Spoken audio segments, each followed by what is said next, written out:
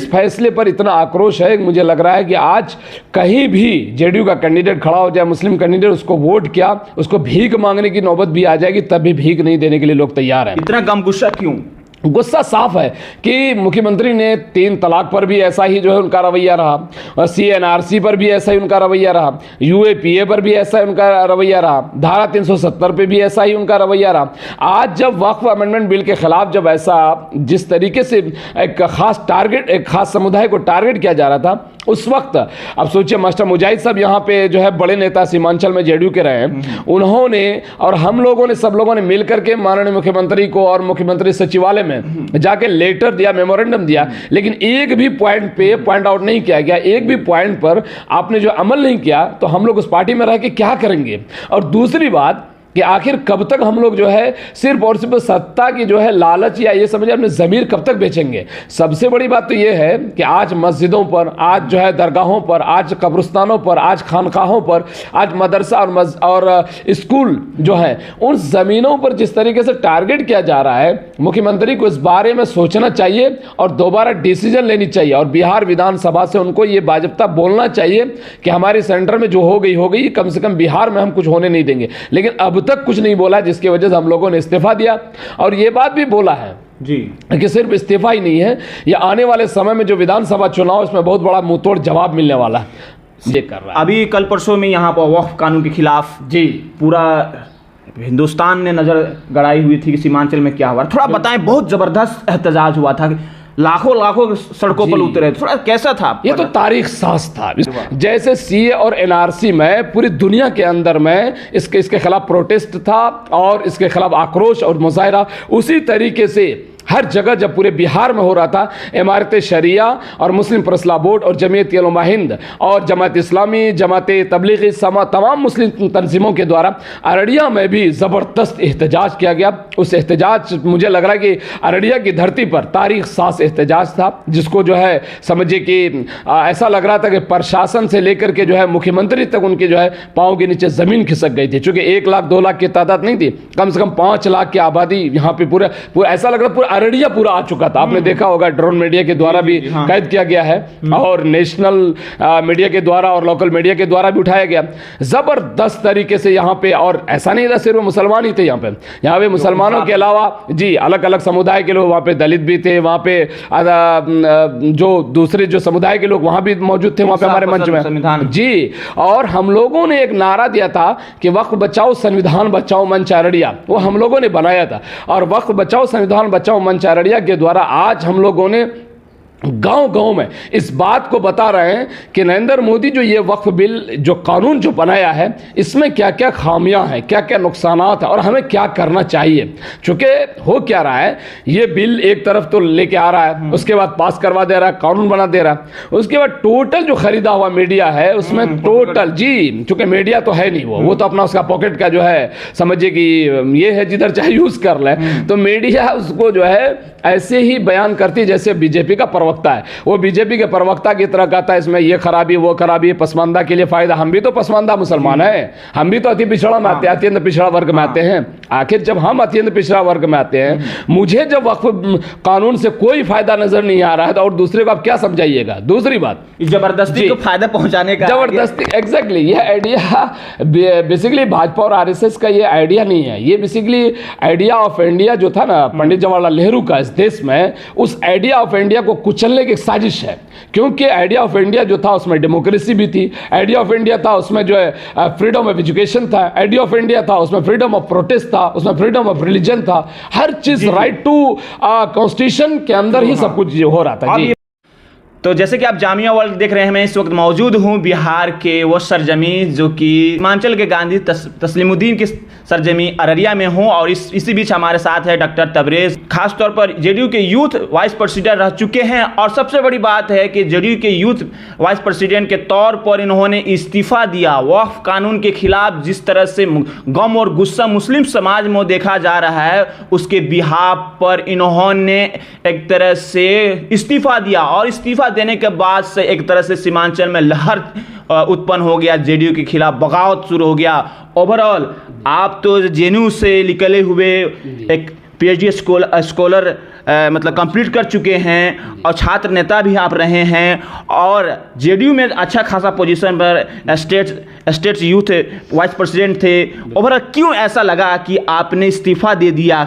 गम व गुस्सा जो जिस तरह से मुस्लिम समुदाय का है, एनआरसी सीए में जो गम व गुस्सा देखने को मिला था, उससे ज़्यादा कहीं ना कहीं वक्फ कानून के खिलाफ मिल रहा है, क्या कहिएगा?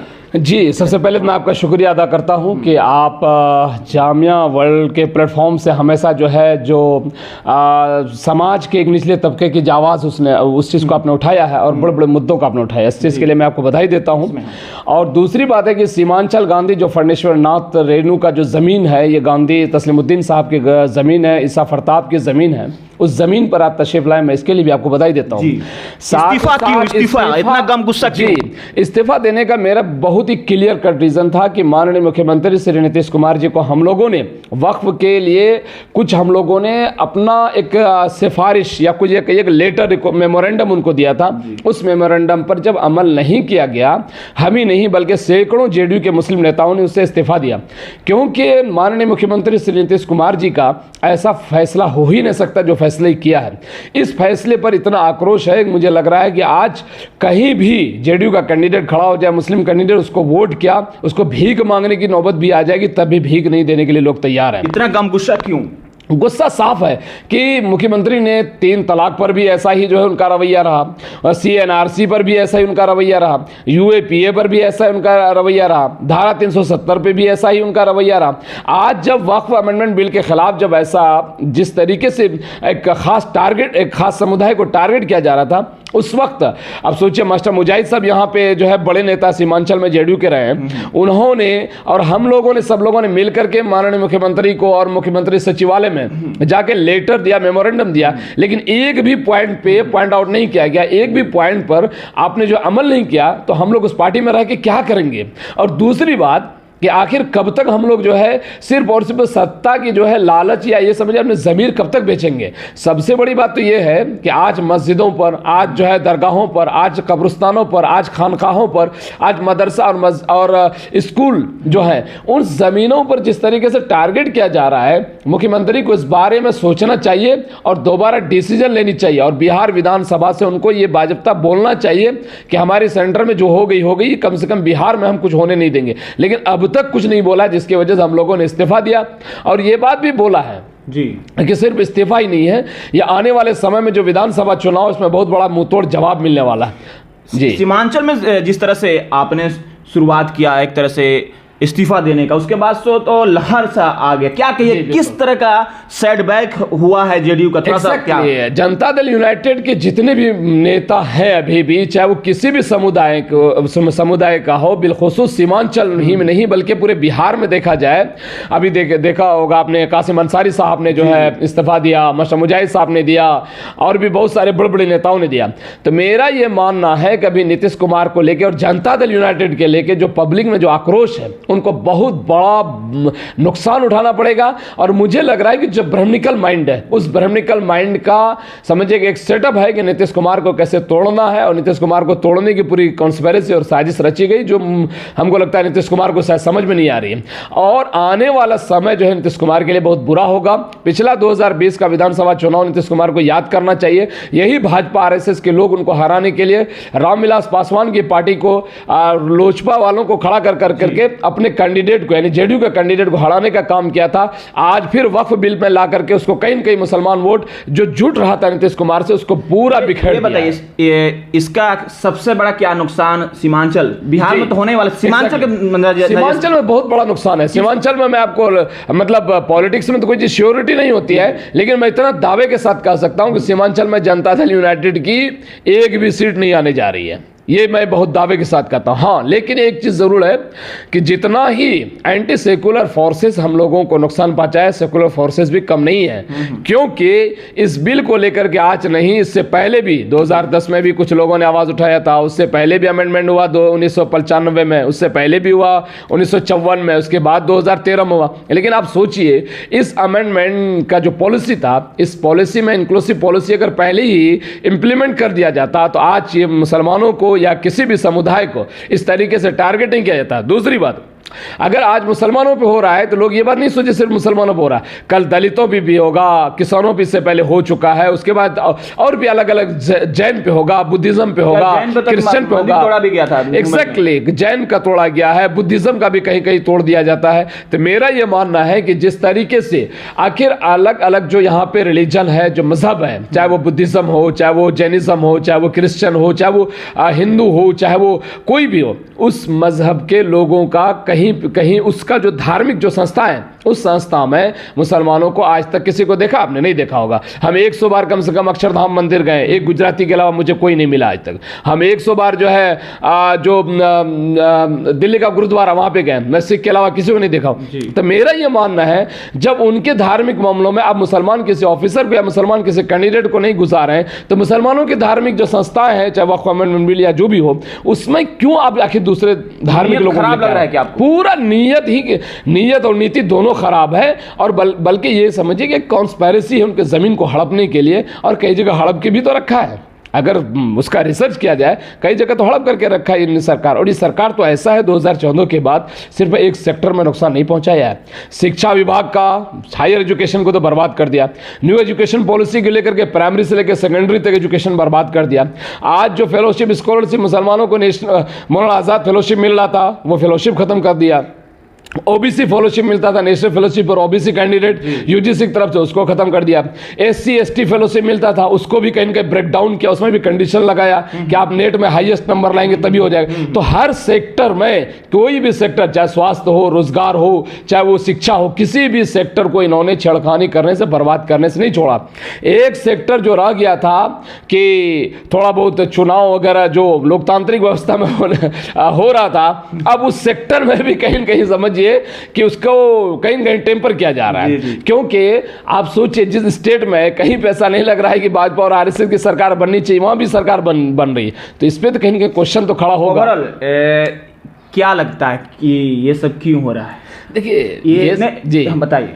ये सब होने का रीज़न बहुत ही क्लियर है कि भाजपा आरएसएस के पास ये आज तीसरी बार मोदी का तीसरा टर्म है। इस तीनों टर्म में आप देख लीजिए, उसका कहीं न कहीं जो डेवलपमेंट के लेकर के, जो विकास को लेकर के, या यूं कहिए उनका जो इलेक्शन से पहले जो चुनावी घोषणाएं और योजनाएं हैं, वो जो पत्र उनको अगर पढ़ लीजिएगा, एक भी घोषणाओं पर वहाँ पे क्या कहते हैं उन्होंने अमल नहीं किया, या एक भी जो उन्होंने वादे किए उस वादे के पर नीतीश प्रधानमंत्री नहीं उतरा। तो ये सब छुपाने के लिए कर रहा है। अभी कल परसों में यहाँ पर वक्फ कानून के खिलाफ पूरा हिंदुस्तान ने नजर गड़ाई हुई थी कि सीमांचल में क्या हुआ। थोड़ा बताएं, बहुत जबरदस्त एहतजाज हुआ था, लाखों सड़कों पर उतरे, थोड़ा कैसा था? ये तो तारीख साज था, इसको तो हम लोगों ने बहुत मेहनत किया था। आपको याद होगा कि 8 अप्रैल को सबसे पहले हम लोगों ने यही 0 माइल से लेकर के हम लोगों ने अररिया चांदनी चौक तक कैंडल मार्च निकाल करके विरोध किया था। फिर अलग अलग पंचायत में और प्रखंडों में जाकर के, गाँव मोहल्ले में हम लोगों ने इसका विरोध प्रदर्शन किया और जबरदस्त तरीके इसके खिलाफ आवाज उठाई जी, वक्फ कानून के खिलाफ। और दूसरी बात यह है कि जब पूरी दुनिया में, सिर्फ ऐसा नहीं कि पूरे देश में चल रहा, आप उठा के देख लीजिए, अगर फॉरेन पॉलिसी अगर पता हो नरेंद्र मोदी को, अब पता होगा ही, ऐसा नहीं है कि उसके पास नहीं है ऐसा फॉरेन पॉलिसी पढ़ने वाले। आज पूरी दुनिया में जो है इसके खिलाफ प्रोटेस्ट हो रहा है, वैसा ये प्रोटेस्ट हो रहा है जैसे सीए और एनआरसी में पूरी दुनिया के अंदर में इसके खिलाफ प्रोटेस्ट था और इसके खिलाफ आक्रोश और मुजाहरा उसी तरीके से हर जगह जब पूरे बिहार में हो रहा था। इमारत शरिया और मुस्लिम फैसला बोर्ड और जमीयत उलमा हिंद और जमात इस्लामी, जमात तबलीगी, तमाम मुस्लिम तंजीमों के द्वारा अररिया में भी ज़बरदस्त एहतजाज किया गया। उस एहतजाज, मुझे लग रहा है कि अररिया की धरती पर तारीख साज एहतजाज था, जिसको जो है समझिए कि ऐसा लग रहा था कि प्रशासन से लेकर के जो है मुख्यमंत्री तक उनके जो है पाँव के नीचे ज़मीन खिसक गई थी। चूँकि 1 लाख 2 लाख की तादाद नहीं थी, कम से कम 5 लाख की आबादी यहाँ पे पूरा ऐसा लग रहा पूरा अररिया पूरा आ चुका था। आपने देखा होगा ड्रोन मीडिया के द्वारा भी कैद किया गया है और नेशनल मीडिया के द्वारा और लोकल मीडिया के द्वारा भी उठाया गया जबरदस्त तरीके से यहाँ पे। और ऐसा नहीं था सिर्फ मुसलमान ही थे यहाँ पे मुसलमानों के अलावा जी अलग अलग समुदाय के लोग, वहाँ पे दलित भी थे, वहाँ पे जो दूसरे जो समुदाय के लोग वहाँ भी मौजूद थे वहाँ पे हमारे मंच में जी। और हम लोगों ने एक नारा दिया था कि वक्फ बचाओ संविधान बचाओ मंच अररिया, वो हम लोगों ने बनाया था। और वक्फ बचाओ संविधान बचाओ मंच अररिया के द्वारा आज हम लोगों ने गांव-गांव में इस बात को बता रहे हैं कि नरेंद्र मोदी जो ये वक्फ बिल जो कानून जो बनाया है, इसमें क्या क्या खामियां हैं, क्या क्या नुकसानात हैं और हमें क्या करना चाहिए। चूंकि हो क्या रहा है, ये बिल एक तरफ तो लेके आ रहा है, उसके बाद पास करवा दे रहा है, कानून बना दे रहा है, उसके बाद टोटल जो खरीदा हुआ मीडिया है उसमें टोटल जी, चूंकि मीडिया तो है नहीं, वो तो अपना उसका पॉकेट का जो है समझिए कि ये है जिधर चाहे यूज कर ले, तो मीडिया उसको जो है ऐसे ही बयान करती जैसे बीजेपी का प्रवक्ता है। वो बीजेपी के प्रवक्ता की तरह कहता है इसमें ये खराबी वो खराबी, पसमानदा के लिए फायदा। हम भी तो पसमानदा मुसलमान हैं, हम भी तो अति पिछड़ा में आते हैं, अत्यंत पिछड़ा वर्ग में आते हैं। आखिर जब हम अत्यंत पिछड़ा वर्ग में आते हैं, मुझे जब वक्फ कानून से कोई फायदा नजर नहीं आ रहा है तो और दूसरे को आप क्या समझाइएगा। दूसरी बात, जबरदस्ती को फायदा पहुंचाने का, जबरदस्ती, एग्जैक्टली ये आइडिया बेसिकली भाजपा और आरएसएस का ये आइडिया नहीं है। ये बेसिकली आइडिया ऑफ इंडिया जो था ना पंडित जवाहरलाल नेहरू का इस देश में, उस आइडिया ऑफ इंडिया को कुचलने की साजिश है।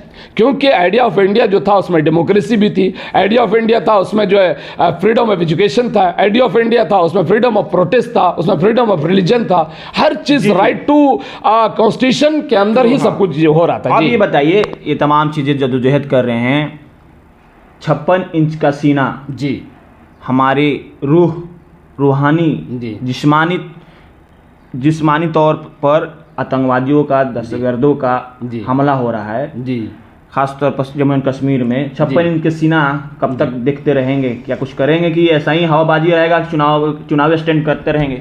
देखिए, हम लोग जेएनयू में एक नारा लगाते थे 56 इंच का छोटा बाल नरेंद्र, हम लोग ये नारा लगाते थे और ये नारा साबित भी हो गया। क्योंकि इससे पहले पुलवामा जो अटैक हुआ जम्मू कश्मीर में, आप सोचिए आज तक उसका कोई रिपोर्ट नहीं है। अगर उसकी रिपोर्ट सही माने में अगर देश के सामने वो ले आए, उसका जो एक्यूज्ड है, उसका जो मुजरिम है, उसको सजा दे दिया जाता, आज जो ये पहलगाम अटैक हुआ ये कभी नहीं होता। क्योंकि जब एक क्रिमिनल को आप छोड़ते हैं तो उससे 10 क्रिमिनल पैदा होता है। वही चीज जम्मू कश्मीर में मोदी की सरकार में हो रहा है। और मोदी की सरकार तो हम यही बात कहना चाह रहे थे कि हम लोगों को अब जो है परमानेंट जो है प्रधानमंत्री और होम मिनिस्टर चाहिए, हम लोगों को पार्ट टाइम नहीं चाहिए। क्योंकि अब सोचिए, प्रधानमंत्री जाता है अमेरिका और अमेरिका से लौट करके आता है जी सऊदी अरबिया, और वो तो पूरी दुनिया घूम रहे हैं, और कह सकते पूरी दुनिया घूम करके वो आते हैं जस्ट दूसरे तीसरे दिन बिहार में, और आकर के वो चुनाव रैली में अंग्रेजी बोल रहे हैं। तो उनको अंग्रेजी अमेरिका में बोलना चाहिए, अंग्रेजी आके बिहार में बोल रहे हैं। तब सोचिए बिहार के लोगों को बेवकूफ़ी बना रहे, बेवकूफ़ी समझ रहे हैं। तो और अंग्रेजी भी इस तरीके से बोलते हैं, ऐसा लग रहा है कि जो है क्या बोले, वो मजाक उड़ा रहे हैं हम बिहारियों को। तो इसलिए बिहार आने वाले समय में, बिहार विधानसभा चुनाव में ये जितना मोदी इम्पैक्ट और मोदी इन्फ्लुएंस था वो तो लोकसभा में भी दिख गया, कितना बुरी तरीके से हार मिली है। और ये आने वाला विधानसभा में तो इन लोगों को बहुत बुरा चोट लगने वाला है। तो इसलिए वो लोग बखलाया हुआ है हर तरीके से। बिहार को जीतने के लिए कुछ भी कर रहे हैं क्या? हाँ, कुछ भी करने के लिए तैयार है, बल्कि उनको ये भी लगेगा कि अगर बहुत ज्यादा अगर स्लोगन कर रहे हैं, बहुत ज्यादा आवाज उठा रहे हैं, बहुत ज्यादा वक्फ के खिलाफ और सरकार के खिलाफ बोल रहे हैं, कल उनको बस चलेगा, कल हमारे खिलाफ यूएपीए वो लगा करके जेल में डलवा देगा। तो उनके तो कॉन्स्पिरेसी आप तो देखे हैं कि हमारा जितने भी दोस्त जेएनयू में रहे, जितने भी दोस्त हमारे जामिया और डीयू से रहे, संघर्ष के साथी रहे अलीगढ़ के, आज सब जेल में सड़ रहा है। क्यों सड़ रहा है? उसमें दोहरी राजनीति के चलते। एक तो यह है कि जो अभी सत्ताधारी सरकार वो तो चाह ही रही कि कोई आवाज ना उठाए और उसको जो है जेल में डाल दिया। लेकिन जो सेकुलर फोर्सेस है वो क्या कर रही है कि वो हमारे और आपके सपोर्ट में कभी नहीं बोलेंगे। फॉर एग्जांपल, आज मीरान हैदर है जो दिल्ली प्रदेश का अध्यक्ष रहा है जनता दल यूनाइटेड का, और वो अभी जेल में है, और दूसरे को अभी जामिया से दूसरे प्रोफेसर को वहां पे जिम्मेदारी दे दी जाती है। लेकिन हम ये कहना चाह रहे, पहले इसको जेल से तो निकालो भाई, तब तो दूसरी जिम्मेदारी देते। एग्जैक्टली, मतलब मीरान हैदर को। अब मीरान हैदर अभी तक जेल में सड़ा, उसके लिए कोई नहीं बोल रहा है। शर्जील इमाम आज तक जेल में है। हम लोग जो है उनके भाइयों से, लोगों से बातचीत कर, उनको आज तक न्याय नहीं मिला है। सफुरा जरगर, खालिद सैफी और भी बहुत सारे, उमर खालिद देखिए हमारे साथ में पढ़ाई किए हैं, जेएनयू में साथ में रहे, आंदोलन किए हैं, लेकिन आज कोई उसके लिए बोलने के लिए तैयार नहीं है। सफार रहमान खान देखिए अभी आके चुनाव लड़े बाहर से आकर के, ताहिर हुसैन, इस तरीके से। जबकि सच्चाई ये है कि कई स्टेट से लोगों को अब बेल भी हो चुका है और एक थोड़ा बहुत रह गया था, लेकिन बेल मिलने के बाद भी हाई कोर्ट और सुप्रीम कोर्ट में यहाँ की जो हमारे जो इस देश का जो सरकार है, उन लोगों ने कहीं के प्रेशर बना करके इन लोगों को जेल में रखने का काम कर रही है, जो शर्मनाक है, जो समझिए जिसका बयान करना मुश्किल है इस तरीके से। अब ये लास्ट सवाल आपसे जी, आप इतना मेहनत कर रहे हैं, आपने मतलब कि जन्मभूमि में अपना पूरा कर्म कर रहे हैं, जी, आपको मौका मिले तो सेवा के लिए क्या करिएगा, खासतौर पर सीमांचल अररिया के लिए चुनाव लड़िएगा कि नहीं? देखिए, चुनाव तो हम जेएनयू में लड़े थे 2016-17 में, वो भी यूनियन का चुनाव, और सीमांचल से मुझे लग रहा है कि पहला चुनाव था जो जीता, वो भी एक छोटा किसान का बेटा और छोटे गांव पिछड़ा इलाके से उठ करके जाके जेएनयू में, जिसको हिंदुस्तान का ऑक्सफोर्ड कहा जाता है, वहाँ पे जाके चुनाव लड़े और जीते भी। और उस वक्त से ही हमारा आंदोलन एक नहीं 10 आंदोलन दिल्ली में लड़े हैं, सैकड़ों आंदोलन जो है पूरे देश में हम लोग घूम घूम के लड़े हैं। उस आंदोलन का ही एक सिरा है अररिया। अररिया में भी हम लोगों ने रेलवे स्टेशन रोड का आंदोलन किया, रोड बना, नशा मुक्ति किया, बहुत सारा जो कंट्रोल हो रहा है। आज हम लोग जो है स्वास्थ्य को लेकर के, आज हम लोग जो है अलग अलग जो है पार्टों में अलग अलग आंदोलन कर रहे हैं, तो उसको लेकर के कहीं कहीं हम लोगों का जो है जबरदस्त पूरे अररिया में उसकी आवाज पहुंच रही है और लोग बड़ी उम्मीद की निगाह से देख रहे हैं। अगर जनता अगर अररिया की ये बात अगर डिमांड करेगी तो जरूर हम उनकी उम्मीदों पर सेवा करने के लिए तैयार है। बिल्कुल, हम तो अपना जीवन समर्पण कर चुके हैं अररिया के लिए और अररिया में ही रहेंगे, अररिया का ही सेवा करेंगे। वरना तो हमको भी अगर लग्जरियस लाइफ जीना होता, आप तो देख चुके हैं कि जेएनयू वाले या तो अमेरिका में रुकते हैं या तो दिल्ली में रुकते हैं, तो हम लोग तो दिल्ली में जाके प्रोफेसर बन के वहीं पर आराम से जिंदगी गुजारते। आज जो खाक छान रहे अररिया के गलियों में, तो इसलिए खाक छान रहे हैं कि आज अररिया विधानसभा में पूरे जो है 300 पंचायत में अररिया प्रखंड में आप घूम के देखेंगे, एक जगह आपको नहीं लगेगा पूरे अररिया में कि यहाँ पे नेता अभी मौजूद है। क्योंकि आज जो जाति पे, निवासी पे, जमीन मोटेशन पे और जो है छोटे छोटे मुद्दों पे लेकर के कोई नेता बोलने वाला नहीं है। और यहाँ का सांसद अभी कुछ दिन पहले बयान दिया था प्रदीप सिंह, कोई नेता बोलने के लिए नहीं था, लेकिन हम लोगों ने आवाज उठाया और हम लोग बोलेंगे और जीवन समर्पित कर सेवा के लिए तैयार हैं यहाँ जी, कि सिर्फ मेवा खाइएगा? नहीं, पूरा सेवा करने के लिए हमने अपने जीवन को अररिया के लिए समर्पित कर दिया है और अररिया का हर इशू पे, हर मुद्दे पे हम लड़ते रहेंगे। और हम लोग नारा भी दिए, संघर्ष करेंगे, जीतेंगे, इस बार नहीं हम छोड़ेंगे, संघर्ष किया है, जीता है, यह ऐलान हमारा है। बहुत बहुत शुक्रिया। तो ये थे हमारे साथ डॉक्टर तबरेज हसन साहब, जो कि छात्र नेता रह चुके हैं जेएनयू से। अब सीमांचल की सरजमी पर इनका कर्म और जन्मभूमि है। यहाँ पर जिस तरह से मुखर अंदाज के तौर पर कौम मिल्लत का आवाज़ उठा रहे हैं, कहीं ना कहीं इनकी नीयत है सेवा भाव, खिदमत करना। बहरहाल अवाम कहीं ना कहीं इनकी खिदमत को एक तरह से नवाजे गए। देखते रहे जामिया वर्ल्ड में हम तस्लीम।